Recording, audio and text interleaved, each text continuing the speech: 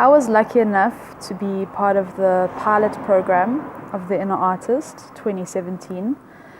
The Inner Artist really brought out a side of me that I'd been trying to get in touch with for a long time. It helped me connect to this part of me is my vision. So just connecting on a real feeling level, what my vision is, because I'm so in touch as a creative and as a spiritual practitioner too. I'm really in touch with my mission, so how I go about doing what I do. But when it comes to the vision of actually why I'm doing it and what is the deeper reason, I needed to connect more to that. So the Inner Artist definitely helped me do that. And I think connecting to it also allowed space for me to have a sort of an anchor to what I'm putting out into the world.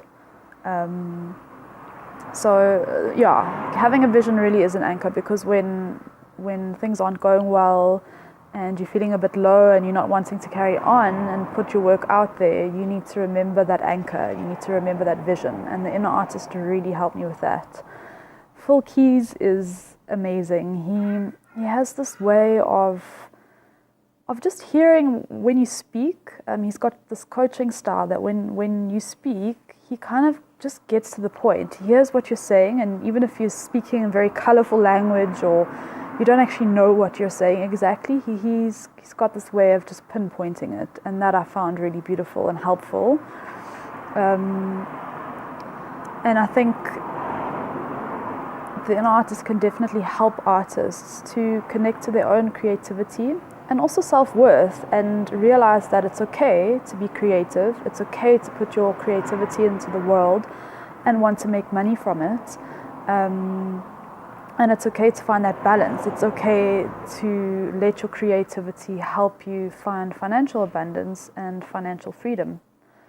And speaking of financial freedom, I think during the Inner Artist, we had to explore our limiting beliefs around a variety of topics, and I think the ones that were quite tough for me was around relationships and money, and what are these deep down core beliefs that I hold that actually limit me as an artist, as a creative, and actually get in the way of me putting out my work into the world and receiving fair exchange for that.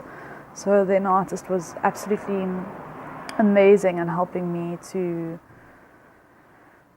really just connect to that and connect to a sense of self-worth as a creative, as an artist. I really enjoyed having a space to connect with other fellow artists, and I really enjoyed the meditations. There's a lot of sort of meditations within the Inner Artist that help guide you to deeper parts of yourself that maybe aren't easy to access alone.